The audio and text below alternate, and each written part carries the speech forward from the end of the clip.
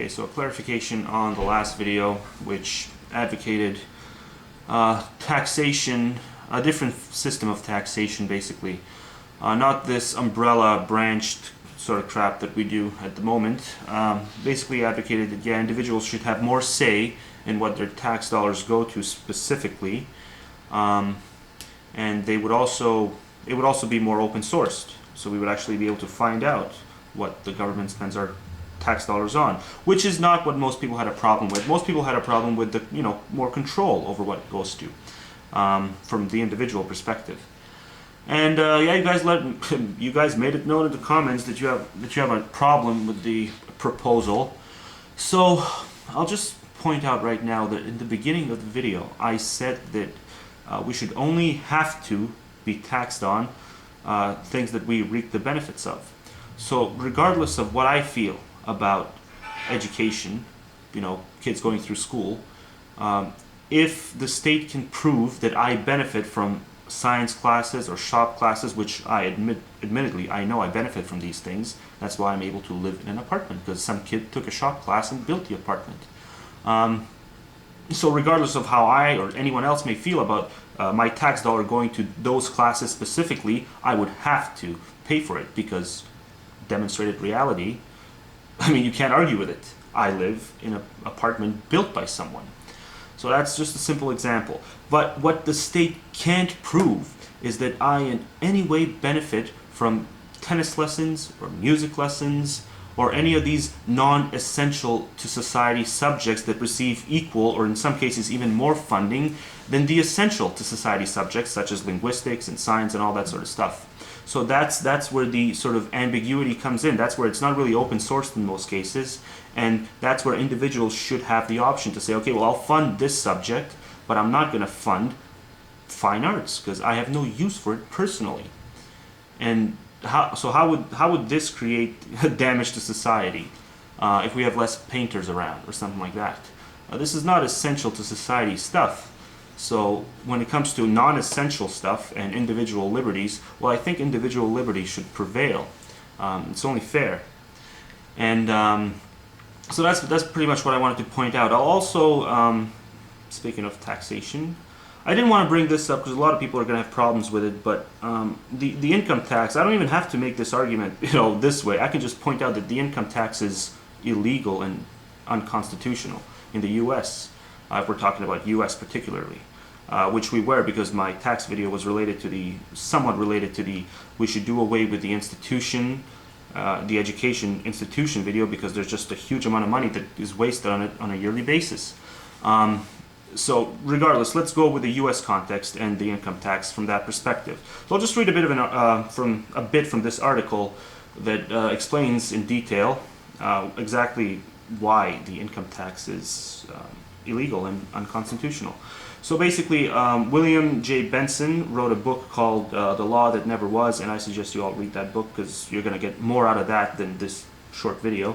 But yeah, basically it's about the ratification of the 16th Amendment, which is the amendment that established the income tax for the American people. So it says, during his study and collection of over 17,000 documents, Benson found irregularities in the ratification of the 16th Amendment.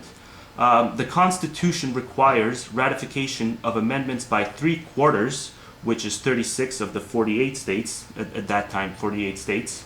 It requires ratification of 3/4 of amendments, and Benson's research shows that it was not properly executed. So it goes on to say that 8 states, Rhode Island, Utah, Connecticut, New Hampshire, Kentucky, Florida, Virginia, and Pennsylvania did not approve or ratify the amendment. Texas and Louisiana were forbidden by their own states' constitutions to empower the federal government to tax in the first place.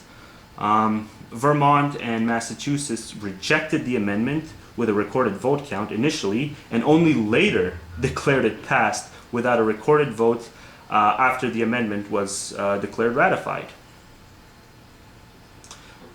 Tennessee, Ohio, Mississippi, California, and Washington violated their state constitutions in their ratification procedures. Minnesota did not send any copy of its resolution, let alone a signed and sealed one as required. Oklahoma, Georgia, and Illinois made unacceptable changes in wording. And then in brackets it says some of the above states also made such changes in addition to their other unacceptable procedures. Then it goes on to say, therefore, proper ratification was only made by a total of 27 states, far less than the 36 which were required. Benson actually landed in prison twice on income tax charges, and then it goes on to quote him. It says, because I had written volume 1 and was speaking about it, the government was determined to put me in prison. And then the court reversed the conviction after 15 months and 5 days, and then an additional 22 days after that.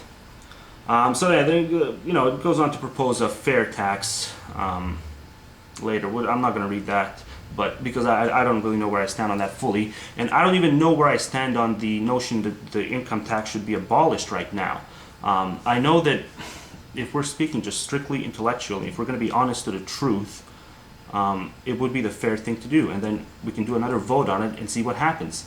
Because yeah, as it stands, it's an illegal, unconstitutional tax. So do we want to take that risk though? And would that risk be beneficial to the truth of it? I think it would, and I think no matter how much damage it can do to the poor, I think that we can't just sweep the issue under the rug for politics. And look, no doubt I'm going to get accusations now, calling me greedy and all that sort of shit because I'm endorsing this. So I'll just point out that, look, I don't make six figures. I wouldn't benefit from the income tax being undone. I would be one of the people that would actually be offended, or at least in the middle, if not affected. Did I say offended? I meant to say affected, not offended.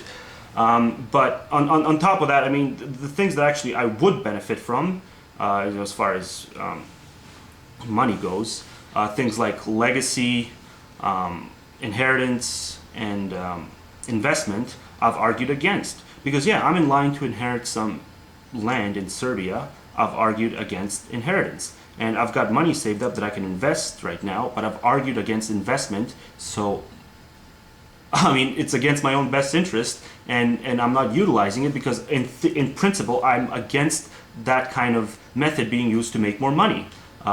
So the article I read right now, I'm sure as I was reading it, most of you guys were going off in your heads that I'm a greedy motherfucker. But no, I mean, this is not in my best interest. I'm defending it because it is a matter of principle. The things that actually are in my best interest, I am arguing against because, again, in a matter of principle, I am against as well. So that's all I wanted to do. Just point out how there are good arguments to this, and even though it's politically against our position sometimes, we should not just sweep it under the rug.